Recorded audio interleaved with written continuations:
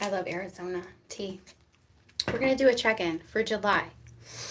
And the first thing I want to talk about before I get into your reading is this card that we have here for you, Twin Flame.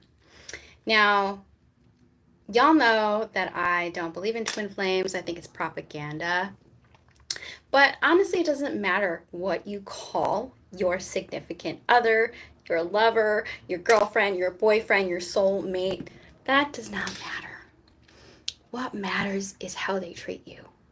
What matters is if they are good for you. What matters is if they are waiting and wanting to work on this relationship with you. Okay? Don't allow yourself to fall into this trap of believing that someone is your twin flame so hard that you put up with abuse, ghosting, control tactics, breadcrumbing, this whole we're in separation. No. Please, you guys, I can't stress this enough. And I'm talking about this in your reading, Gemini, because you're the twin. So, moving on, twin flame. The answer to your question involves a spiritually based romantic relationship. So, is the person you're thinking about good for you? That's all we need to focus on. We don't need to focus on if they're your twin flame, if they're your soulmate. All we need to focus on is if it's good for you, if they're putting in the work, if they're not playing any mind games, and if they're in separation. I don't want to give advice because I feel like this is your life. So if you want to wait for someone, put your life on hold, make sure it's worthwhile. It's usually not advisable. We got some cards coming out here for you, Gemini. We're using the Le Tarot de Marseille. We're going to be using You Believe in Your Own Magic Oracle. And the Twin Flame card is Angel Therapy Oracle card by Doreen. Okay, so we've got some cards coming out for you already. We have the Wheel of Fortune, La Roue de Fortune. In French, the Wheel of Fortune. Wow. This is change. This is major, major change. We also have the Four of Swords. Now, the Four of Swords can be, I want to break. It can be a separation. It can be a break. It can be a, I don't want pain anymore. It's a, I'm taking a step back. Now, it can also be meditation, okay, or like praying in a church. I see it that way. But the Four of Swords is a healing modality. You are put into this healing modality, this separation, this time alone. And it's not a punishment. It is so you can elevate your vibration. Then we have the Eight of Swords. Yes, a lot of you guys, the Eight of Swords is restriction. Some of you guys could have a tendency to have some anxiety, negative self-talk. Maybe you came out of an abusive relationship, or maybe this is just you here trying to work through some anxiety. We're going to get a clarifier. Why is this Eight of Swords here? There is a change though. Okay, so if you have been isolated, if you have been used to the type of relationships that hurt you, first of all, I don't believe in twin flames, but if somebody is hurting you, manipulating you, that's not your person, okay? That's not your person. So a lot of you guys, the change is in the air. You need to be, sometimes we're alone so that we can look into the mirror and see what, what we're doing in our lives that's causing us pain, heartbreak, and separation. We want to fix that. Then we have the Valet de Paton, Page of Wands. There's good news coming in. I love this. This is good. This is a messenger. I sometimes, if you believe in God, if you believe in spirits, I'm not here to challenge or question your religion. Whatever you believe in, there's some good news coming in. And this could be coming after a long period of stagnancy, pain, hurt, separation, imposter syndrome. And I said before, some of you guys could have been because I see the Eight of Swords as restriction. So there could be Watch yourself in the comment, you guys, because YouTube will restrict your comments. Be good in the comments. Give me more clarity on this Eight of Swords. So I feel like, yes, the Eight of Swords, maybe you guys had imposter syndromes. You put up with too much. You don't want that anymore. Queen of Swords, learning the art of detachment. Learning to give the cold shoulder. I've been reading this book lately, and it's the 50th Law. It's not for the faint of heart. The thing is that you have to know when to walk away from something when it's not right for you. Okay, whether or not you think someone's your twin flame, whether or not you think they're your soulmate. First of all, like I said before, and I'm going to keep saying it, I don't believe in soul and twin flames. If somebody's not doing right by you, you don't keep trying. You don't wait for them. You walk away. You've got to know when a deal is bad, okay? And that's not romantic. We got to stop thinking in this woo-woo, magical thinking, rose-colored glasses. This is magical. No, relationships are hard work. They're messy. They're triggering. They can even be dangerous at times. You've got to learn when to fold them and to walk away, especially if it's causing you a lot more pain than is necessary. And I feel like some of you guys are learning this lesson the hard way, and there's change coming in because you don't want that anymore. I don't want mental abuse. I don't want mind games. I don't want to feel like I'm not good enough. It starts with your mind. It's the inception. It's the seed that's planted there for you to overcome your own demons, you know, whatever you think demons are. It's just really talking about your thoughts, your mind, not being vulnerable, and superseding that negative critic in your head here. And you could get a message from somebody that you respect, but I feel like this is you guys really learning that art of detachment, really learning when to walk away from something. Ooh. The Hanged Man, yes. A lot of you guys are getting, the Hanged Man is surrender. The Hanged Man is sacrifice. There could have been a lot of stagnancy in your love life or in a particular relationship because we have the Hanged Man and the Four of Swords. The Hanged Man goes upside down to look at things from a different perspective, a different point of view. This is the ultimate sacrifice. When you take that time to yourself, try to look at things differently, try to reframe it, try to see everything as a lesson so that you're not repeating the mistakes of the past. Because if you don't learn how to undo the damage that's already been done from your, you know, your childhood, whatever damage that has been done, if you really, really want to step into a vibration where you're attracting someone who stays with you, who, you know, wants to support you, you've got to change from within. And that always takes sacrifice. And sometimes it's isolating. Sometimes you're alone. Sometimes it feels really lonely. But that's what it takes to elevate. And in the spiritual community, we see certain lower vibrations, and that's not something that you want to stay in. So if you've been resonating in a vibration where you're talking bad about yourself, where you have imposter syndrome, where you're clinging or attaching to someone, even though they don't treat you right, that's keeping yourself down in a lower vibration. And you really need to isolate and cleanse yourself to raise the vibration, because you're still entangled with the energy of these people. Energy entanglement is real. So you need that time alone. You need that isolation. It doesn't even have to be isolation. It's really just sacrificing certain activities to bring yourself up.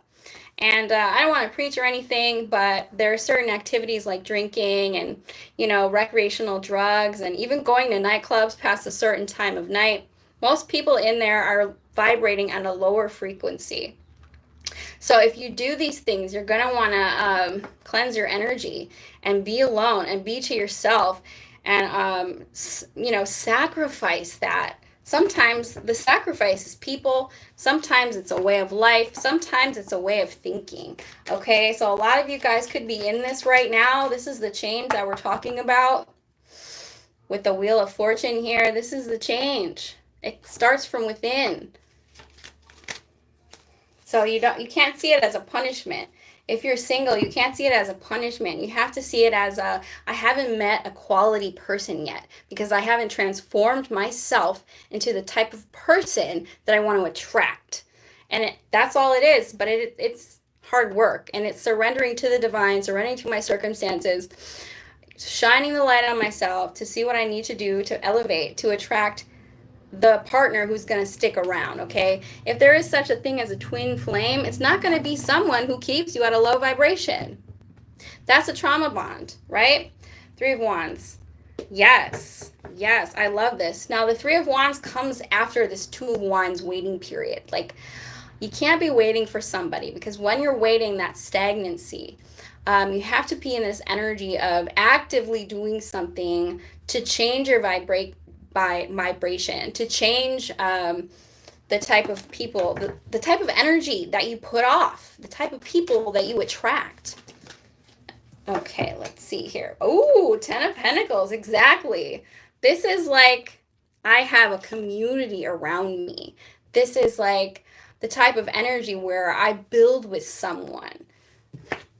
Long-term stability, dodging a bullet here. A lot of you guys don't realize this, but if you were in a relationship and it didn't work out, this is spirits, guides, angels, whatever's out there protecting you from a catastrophe here. And you want to elevate so that you don't attract that type of person back. You know, you want like someone who you can have goals with, who you can like achieve things with. The Tower in reverse. Something was destroyed completely, or something was, you prevented something like yourself from being destroyed here completely, because the Tower in reverse is like, that could have been a catastrophe. What you avoided here or dodged could have been a catastrophe, and you're being protected here because you're being guided towards something bigger, something better, and being more connected to your community. And the Ten of Pentacles is like a dynasty of wealth. You know, this could mean that something about your income being attached to marriage here as well. Okay, so we have the Six of Cups. Some of you guys are still thinking about past partners, and that's going to keep you on that vibration. That's one of the things that you have to sacrifice. And this is how people with telepathy, okay? Telepathy is real. Psychics just use their psyche. The word psychic comes from psyche, and that's your mind, that's your thoughts. So some people will try to get you to come back into their sphere with telepathy. They'll throw energy at you, and out of nowhere you're thinking about this person who hurt you, or from however long ago, and they're trying to get you back. And if you cleanse your energy and you're mentally strong, you're gonna know, you know what, no, I'm not gonna go back to that lower vibration. I know better. I want something better. I want to dodge a bullet here. I don't want anything bad to happen. I want a real relationship. If a twin flame is real, it's not somebody who takes advantage of you, keeps you waiting, lies to you, doesn't have mutual goals. We have to be realistic here.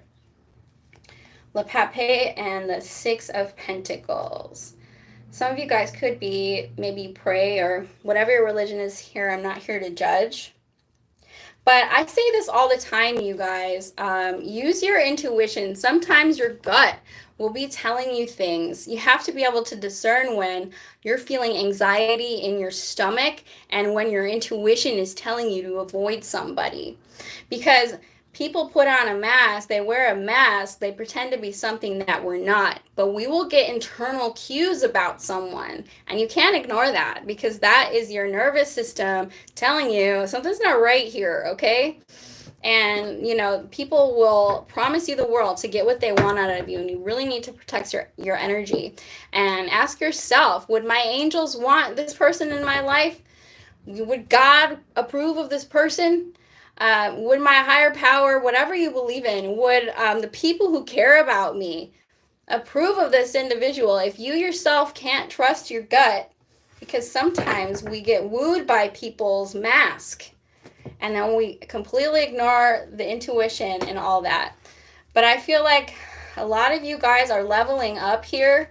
You've dodged a bullet. You know, there's a timeout or a stagnancy. It's not a stagnancy. It's not a timeout. It's not a punishment. It's a leveling up so that you can attract a good mate here, a good partner. Sometimes that means, you know, that you can't be around the same friends and family that you used to if you want something better. That's the sacrifice. And then we have the Seven of Cups. I feel like a lot of you guys who come to YouTube Tarot have really good intuition and psychic abilities. The Seven of Cups here is, you know, like your energy goes where attention flows, right? But it's also a lot of you guys are waking up to your spiritual gifts, to your intuition. Could be a little bit of a spiritual awakening here. And you're realizing that you can't just trust anyone with your energy. And you can't. In fact, it's very isolating. The more that you pick up on people's subtle cues, the more that you see that these people are going nowhere or that this relationship is transactional, it feels lonely. It feels isolating. It's not a lot of fun. Okay, because a lot of people are out here just doing what they want. You know, they're self-serving individuals. So be mindful who you're spending your time with. Trust in the psychic abilities, the spiritual awareness that you guys have. If you're having that spiritual awakening, trust it. And yes, it could be a period alone for you to cleanse the energy of the people who you couldn't trust. Cleanse that energy, raise the vibration so you can attract better people. All right, let's get some oracle cards. We're using the Believe in Your Own Magic Oracle deck here.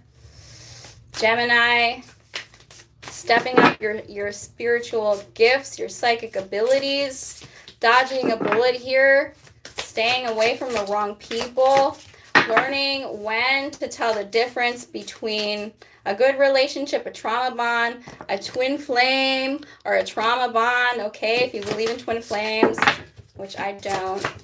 Okay, whoa. All right, we have Phoenix. Yes, I love this, you guys. Phoenix. How's that for a happily ever after? Once upon a time. You can look up the story of the Phoenix. This is the Phoenix rising from the ashes. Any fool's journey, any hero story, they rise out of the ashes. They don't start at the top. They start out destroyed. They start out hurt. And they transform themselves, picking themselves up and rising. And I feel like a lot of you guys are doing that here. It's taking sacrifice. Sometimes it's lonely, but don't text that ex. Lighthouse. Don't doubt your worth. I am always enough. We have number 20 and number 9. 9 is finality. We're actually in the year number 9, which is the Hermit card. And the Hermit is enlightenment. It's very much like the Four Swords and the Hanged Man, which came out in your reading here. Enlightenment. We'll get another Angel Therapy card. Ooh. Third Eye Chakra. Oh, I knew it. Those of you guys who are maybe going to come across this, this reading later, it is safe for you to see the energy of love in all its forms, such as angels, auras, and visions. Developing your psychic gifts here. Learning when to trust your intuition. Learning when to see through people's masks and what are they really trying to get out of you. Okay, you guys, I'm going to get out of here. I hope this reading elevated your consciousness in some type of way, shape, or form. I'll see y'all on the next side. Bye.